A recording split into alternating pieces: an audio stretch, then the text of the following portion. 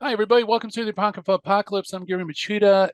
St. Jerome is the first Christian to reject the Deuterocanon as Apocrypha. And because of that, he became the mainstay for Protestants to appeal to as their historical case for the Protestant canon. But did Jerome change his mind on the Deuterocanon? That's what we're going to look at today on the Apocrypha Apocalypse. So fasten your seatbelts because the apocalypse begins right now.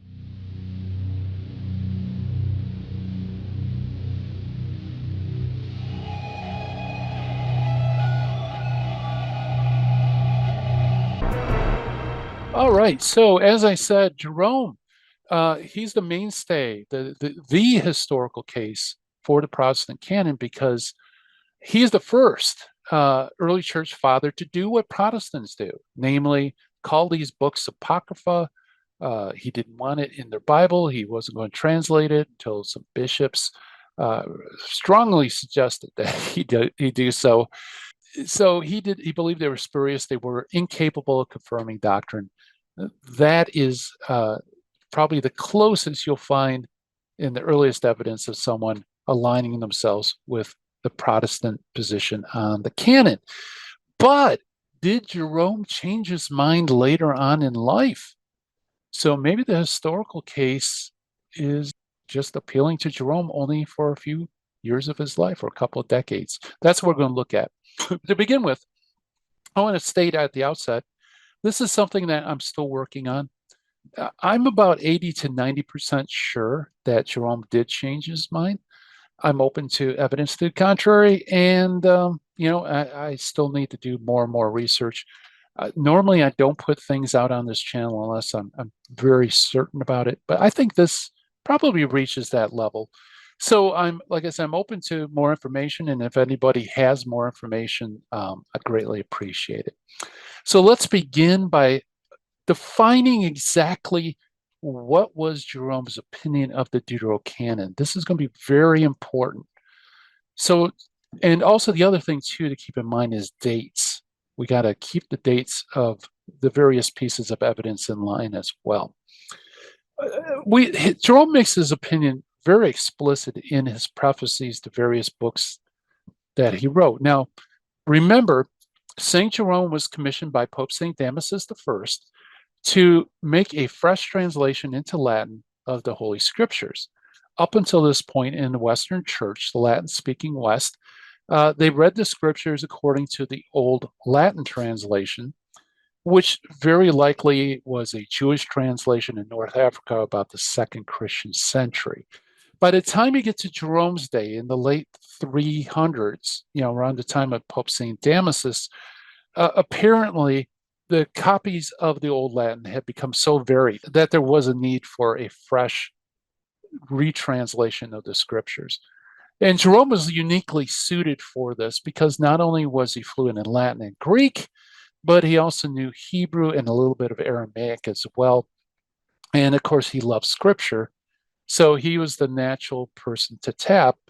He was a secretary of Pope St. Damasus in Rome for the project of retranslation. And of course, it takes the rest of his life to translate the Old Testament and New Testament, making that fresh translation that I mentioned.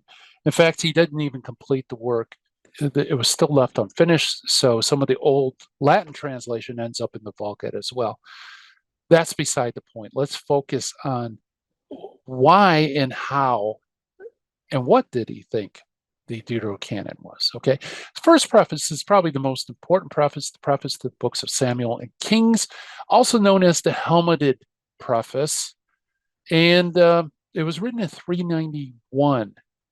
So, just to put this in chronological perspective, the North African Council of Hippo Regius meets in 393, and then it's reaffirmed in 397 in Carthage 3. So this is actually a couple of years before Hippo Regius, at least according to the traditional dates assigned to these prefaces.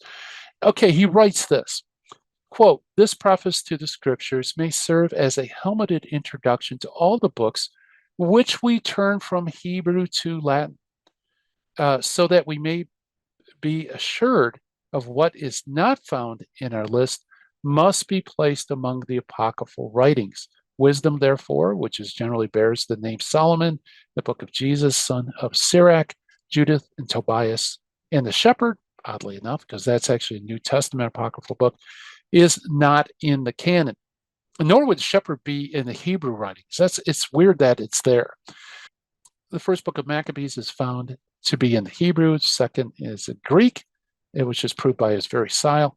Seeing all this to be so, I beseech you, the reader, not to think of my labors, are in any sense intended to disparage the old translators. And old translators, he means the Greek Septuagint. Greek Septuagint is a pre-Christian Jewish translation of the Old Testament. It was the preferred text for the New Testament writers whenever they cite the Old Testament, usually according to the Septuagint. And it was the Bible, the translation for the church in East and West until the West became Latinized. Jerome actually, when he was commissioned by Pope St. Damasus to make the Vulgate, started off like all other Christian translators and copyists by translating the Septuagint into Latin. He starts with the Book of Psalms, and we actually have a Latin Psalter by Jerome based on the Septuagint. However, Jerome kind of came about with this idea that not only the Septuagint, but all the other Greek translations like the Aquila, Symmachus, and others were loose translations of the Hebrew text because there were many different Greek translations, all of them varied, but the rabbis only had one Hebrew text. And he inferred from this that that one Hebrew text must be identical to the inspired original.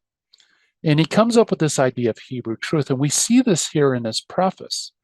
He says he's looking to the books that he's going to translate from Hebrew to Latin. And if it's not found in the Hebrew, he says it must be placed amongst the apocryphal writings. Okay? Now they're not canonical, but they're apocryphal. Okay? And this is a change because Christians beforehand, if they expressed any doubts about the Deuterocanonical books, they separated it from the Apocrypha. They said that these are books to be read. They're not canonical, but they should be read, and then but have nothing to do with the Apocrypha. Jerome moves this into that category. We see also in his other prefaces as well. For example, 393, which is the same year as Hippocarthage, in his preface to Jeremiah. Jeremiah, by the way, circulated in a whole bunch of different formats, large formats, shorter formats. He says, the order of the visions, which are entirely confused among the Greeks and Latins, we have corrected to the original truth, meaning the Hebrew text. So here you actually have Jerome rearranging text to line up with the Hebrew text. Also in his preface to the book of Daniel, of course, Daniel includes those two Deuterocanonical chapters in it. He says, I can affirm this one thing, that it often differs from the truth. And by that, he means the Hebrew text. And with proper judgment is repudiated. So if it's not part of the Hebrew text, it's to be repudiated. Why? Because the Hebrew text is the truth, according to Jerome.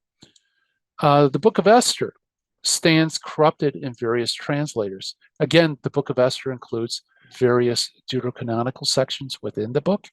And he says, I, lifting up from the archives of the Hebrews, have translated more accurately word for word. So you see here that anything that's not part of the Hebrew text is spurious. It's an unauthentic add-on, Greek add-on, or Hebrew add-on to the truth. That is very important. And of course, this preface was written sometime between 398 and 406. So he's using Hebrew Verte to crank out various books of what later becomes the Latin Vulgate. And did he know about the North African councils at this time? Likely not, right? The North African councils are in Hippo and Carthage. That's in North Africa. Jerome is over in Bethlehem, in what's modern day Palestine. It could take maybe a decade or so for information to travel over that length of space, so most likely he didn't know it. And that brings up this quotation here from a Catholic author, Leander, who actually wrote a commentary on the preface of Jerome's books of Samuel and Kings. He makes this interesting observation, and this comes from John Cousin, who's a decidedly anti-Catholic English writer who wrote on the canon. Cousins quotes him, but I think this is worthy of looking into. He says that at the time when he wrote it, that's when Jerome was writing this preface to the books of Samuel and Kings, and that of his other prologues, he had not been acquainted with the judgment decree of the church, which Pope Innocent not long after set forth in his epistle to Eusebius, as he was thereto moved both by the synodal epistles of North Africa and by the letters of Eusebius himself, in which decree the books of Tobit, Judith, Wisdom, Ecclesiasticus, and Maccabees are canonized, and that there's no doubt but St. Jerome would have admitted the authority of this decree if he had known it. And I included it here because over my years of research in the Deuterocanon, you keep seeing these little hints that Jerome changed his mind, right? And I think this is a decent observation. Is there evidence that Jerome did change his mind? Did he know about these decrees? And would he have followed Pope Innocent in his decree? And would he have used these books to confirm doctrine? Because in his prefaces, he says, since they're spurious, right, they're Apocrypha, certainly you can't use that for argumentation. They can't confirm doctrine, especially in controversies. So let's look at the evidence for this. Like I said, I think that actually has a lot of weight. So let's begin our investigation. Well, actually, no, before we even do that, let's look at the usage of Jerome. So I'm going to switch screens here. And what I did was I took Jerome's use of the Deuterocanon, here we go, and I put them in roughly chronological form, although I spotted a mistake earlier on. Jerome's usage of the Deuterocanon more or less lines up with what we find in his prophecies. It's interesting, Jerome actually quotes the Deuterocanon a lot more than most ancient authors, probably as much, maybe a little less than Augustine, his contemporary. He quotes them a lot, but notice this, that when he does quote it, it's usually qualified or it's just an informal quotation. He just quotes it. He doesn't give any indication as to its authority, but he does make a lot of quotations.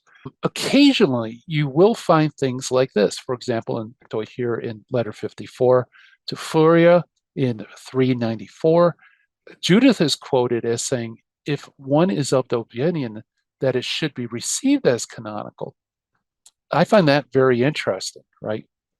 Because it shows that Jerome, his rejection of the Deuterocanon was not that of the early church, and he was fully aware that others do receive books like Judith as canonical, and that he was of a different opinion.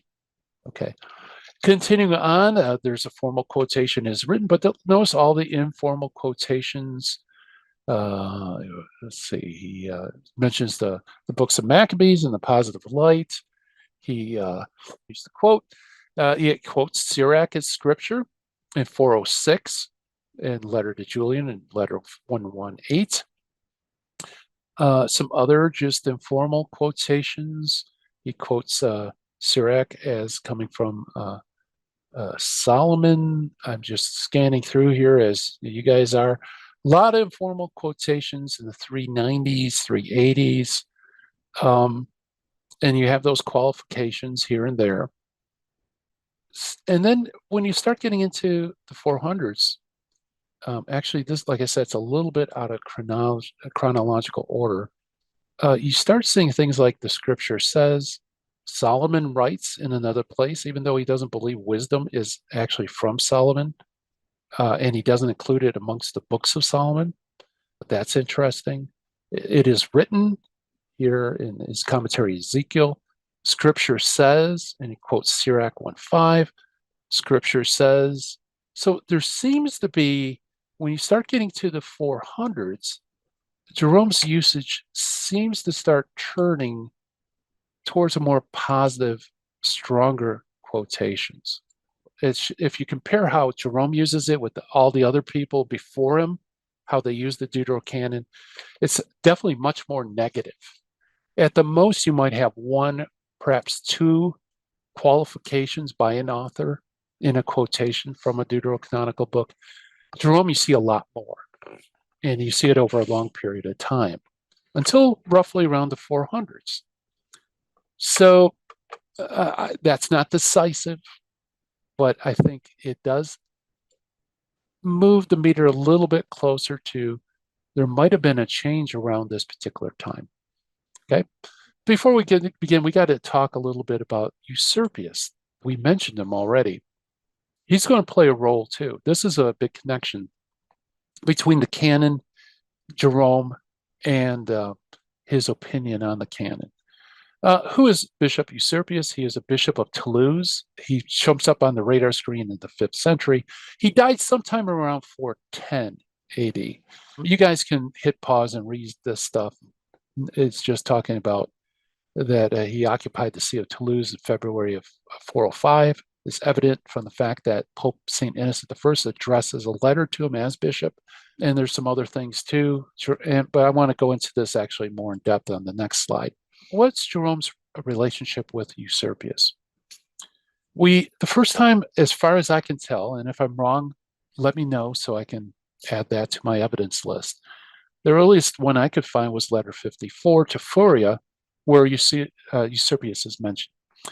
And this is a quote from Philip Schaff. He describes this letter. He says, Jerome draws a vivid picture of the dangers in which she, that's Furia, is exposed at Rome, lays down the rules of conduct for her guidance, and commends her to the care of presbyter Eusebius, afterwards Bishop of Toulouse. The letter is dated at 394 AD. So again, 393 is Hypocarthage, 397 is Carthage III.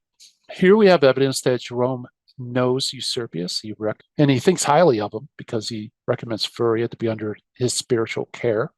Notice he's mentioned as a presbyter in Rome. So he's not in France. He's in Rome. He's a presbyter.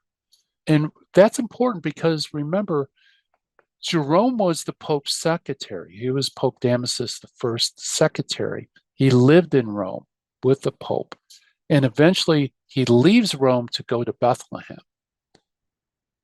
To me, I think this lends credence to the fact that he knows him already before 394. Otherwise, there's no way he would recommend that Furia sit under his tutelage, right? And he thinks very highly of him. So obviously he knew him beforehand. We don't know how far back, but it seems like they have already had a relationship enough that he would recommend what he does in letter 54. Again, this is right around the time of Hippo Regius, right? He's also mentioned twice elsewhere in his letters, in letter 123 that was written in 409, and also letter 125 that's written in 411. And by the way, the one in 411, he says that he calls him the Reverend Bishop of Toulouse. So Jerome, it appears, has a long history with Eusebius. He mentions him in letters, and likely they had correspondences. And we know that they did have correspondences. Why? Because he actually dedicates his commentary on Zechariah. So here's a little clip from the Ming. And as you can see, Jerome dedicates it to Eusebius, Bishop of Toulouse. So, he's a patron of Jerome. And Jerome actually dedicates his commentary to Eusebius. So this is somebody who is aware of his literary abilities, right? Eusebius known him for a long time. He most likely is aware of Hebrew Verite and Jerome's opinion on the Deuterocanon. I think, I can't prove that, but I think that's very likely given their friendship over the decades. That's important. Why? Because we have this, the letter of Pope Innocent I to Eusebius, Bishop of Toulouse, February 20th, 405. The name is Consolianti Tibi. And this quote, by the way, is found in Denziger 96. I didn't look it up in the Denziger Hunerman, so if you guys want to do that, I'll leave that up to you. But what is this? Well, apparently Bishop Eusebius wrote a letter to Innocent I, asking him various questions on canon law and other things as well. One of those questions touched on what is the canonical books of Scripture? Why did he ask this question? Well, I think from what we've seen so far, I think it's very probable that Eusebius knew the canonical scriptures of the historic church and realized that his best friend Jerome is saying these books are not canonical, they're Apocrypha. And I think he wanted some clarity on this. And so he appeals to Rome to find out what exactly is the canonical text. And Innocent replies in this letter that actually becomes part of church law in France. We know this through Pope Nicholas I. So reading the decree or his letter to him, and this is in 405, Innocent writes, quote, "A brief edition shows what books really are received in the canon. These are the desiderata of which you wish to be informed verbally." So you see here, Innocent saying, you want to know which books are canonical? Here they are. And these are which are truly canonical. Okay.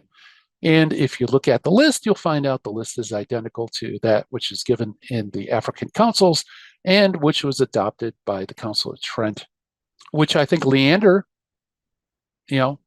he's on good ground saying that this letter was provoked by the inquiry of Eusebius and from the findings of these North African councils. It's kind of like they both come together. This is in 405. What evidence do we have that Jerome changes his mind? Now, remember, this is the ancient world. They don't have the internet. They don't have emails. It doesn't travel at lightning speed. They didn't even have telephones, right? It took a long time for information to filter out. And so you always have to notice that there's latency, right, between decrees and actually getting these decrees implemented, and uniformity or something approaching uniformity takes place.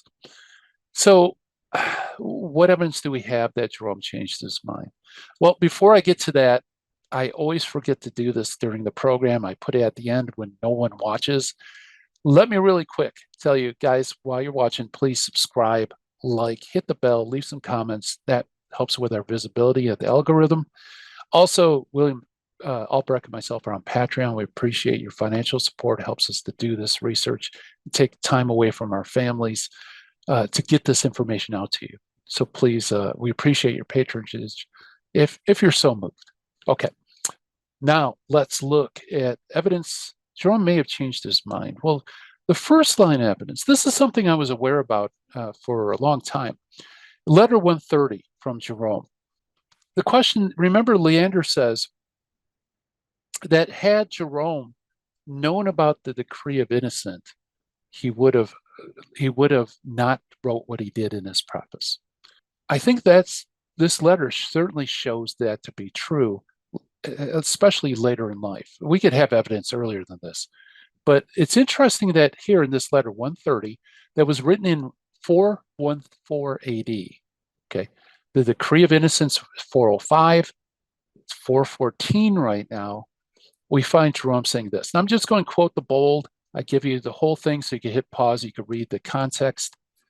But he says, "I think, therefore, that I ought to warn you, in all kindness and affection, to hold fast to the faith of the saintly Innocent, the spiritual son of Anastasius, and the successor in the apostolic see," which is the see of Rome.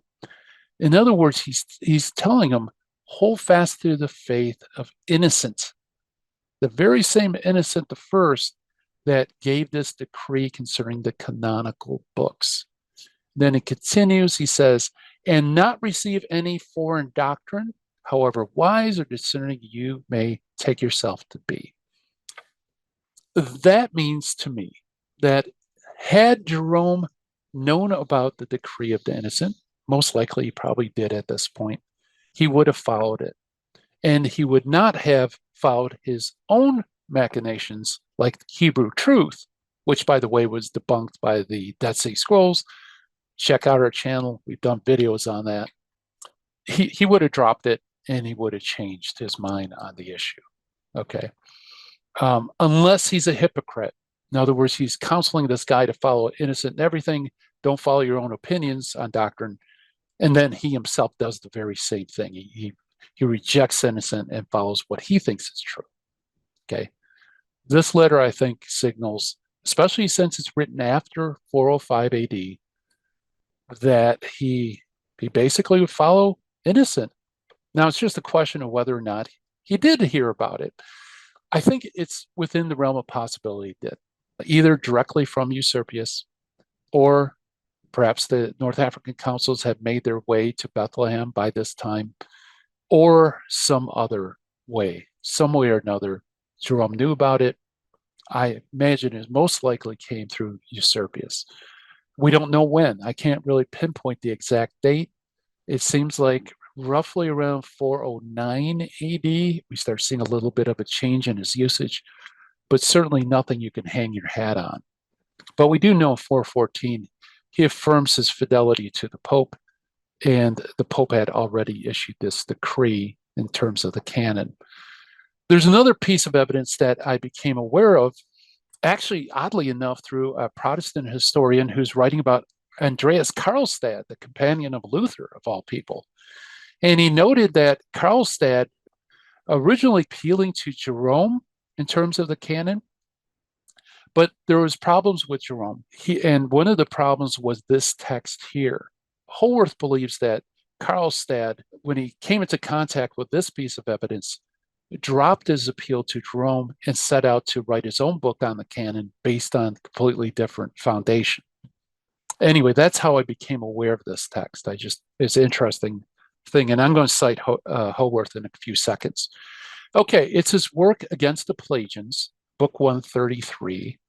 This book was written quite late, and I don't have the date, but I believe it's around 414 or somewhere thereabouts. It's in, roughly around that same period as the letter. Guys, you can look really quick and correct me if I'm wrong, but maybe you could get the exact date for this, but it definitely is within the 14s. And it's a dialogue. It's a fictional dialogue between Atticus and Critobulus. Atticus is Jerome. He's the Catholic.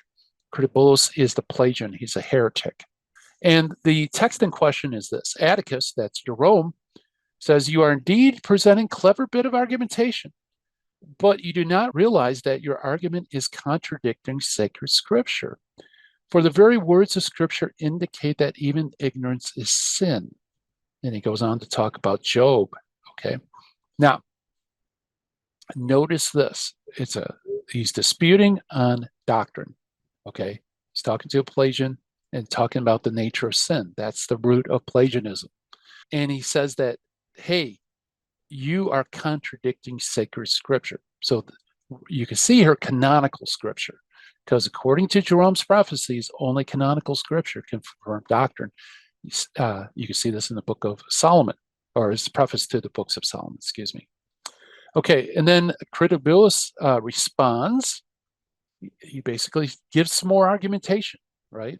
He says, "What kind of justice is me to be held guilty for sin of error if I'm not conscious of it, such a sin, or I'm not conscious of having sinned, and I do not pay the penalty for an act of which I'm not conscious." Okay, so he continues with his argumentation, to which Jerome replies in the voice of Atticus, quote, "You are asking me to account for God's judgment and disposition." Okay. In other words, he's not going to deal with him on the level of argumentation. He's going to cite divine scripture, because how can he account for God's judgment or disposition? The only way is to show it in scripture. And notice what he does next. The book of wisdom, which is Sirach, gives answer to your foolish question. Then he cites Sirach once, and then in another place, he quotes it twice, and then in the same place, he quotes it a third time. Now, he says the book of wisdom. Let me add a little clarification for you. The title is Wisdom of Solomon and Wisdom of Sirach. Sometimes the ancients just call Sirach wisdom. And unfortunately, that'd be either one book, either one of those two books. So here he's quoting Sirach as wisdom. That's why. Okay, he knows it's Sirach. He quotes it 3 times, and this is to contradict the argumentation of this heretic on doctrine. And then he continues, and lest perchance you gainsay this volume, namely Sirach, listen to the apostle, the clarion call of the Gospels. And he quotes again, and then in red on the bottom it says, and Ecclesiastes, a book about which there is certainly no doubt, says, and then he quotes Ecclesiastes. Here we have a document, a religious controversy. Jerome adduces a deuterocanonical book, the book of Sirach, to confirm doctrine, and he believes this represents God's judgment and disposition. That seems to be a very strong use of Sirach, something that contradicts his prophecies that he wrote back in the 390s, where it can't be used to confirm doctrine. It's Apocrypha, it's spurious, it's just edifying literature. Folks, read this again. Is he quoting Sirach as edifying literature, or does he intend Sirach to have doctrinal weight? I think it's obvious it couldn't possibly be just edifying literature. Not like this. He's using it to confirm doctrine. That represents a change in my books. And this is recognized by Holworth. Holworth says this phrase, which he's talking about the judgment, disposition, and stuff, virtually challenges the Pelagians to accept the quotation in question or proclaim themselves heretics. And this was the view also of Andreas Karlstadt. That's what troubled him. Was here we have a later work of Jerome where he seems to affirm the canon of Innocent I, right? He's using these to confirm doctrine. Now, but somebody could say, yeah, but Jerome does say, or does anticipate, that his opponent will gainsay this volume. And in fact, he adduces for that reason the Gospels and Paul, and he also adduces Ecclesiastes, in which he says a book of which is certainly no doubt. Okay. What about that? Doesn't that show that he still doesn't accept these books? Well, I think it does represent a change. And here's why. Remember back what we did at the very beginning of this video.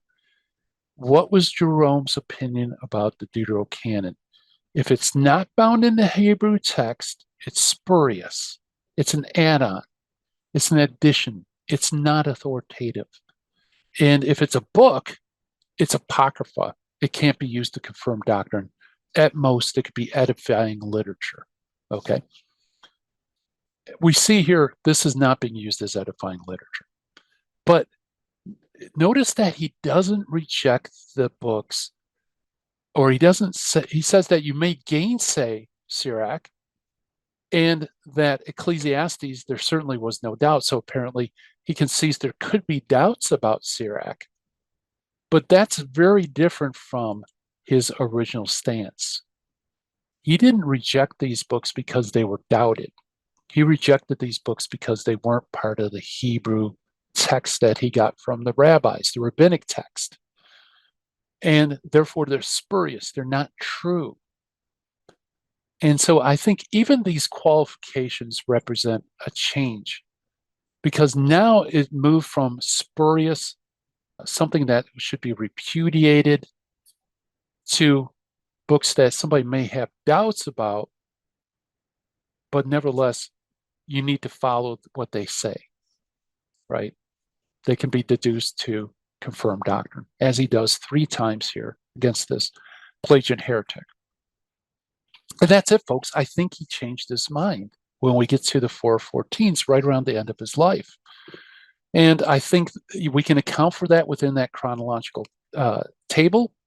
If you followed the dates, it seems as if he gets word of Innocent I letter, maybe sometime around 410. It starts showing up in how he's using these texts in 414. Remember, commentary on Ezekiel, he cites 3 times deuterocanonical books as scripture. So again, am I absolutely positive this is the case, that Jerome did change his mind? No, I can't say I'm absolutely positive. Just because I'm a nerd and I need a lot of evidence to say I'm absolutely positive this happened. But I think the probative weight of the evidence shows he did. I would put up in the upper 80s, maybe the 90 percentile. Now, as I said, I'm open to evidence against this. If you guys know maybe some late writing where he has a qualification like he makes in the prefaces, please let me know, or anything else. I appreciate it. So, like I said, subscribe, like, hit the comments section, leave some comments, helps with the algorithm. And again, we thank you for all your support and for watching. Till next time, thank you so much. Have a great week. Bye-bye.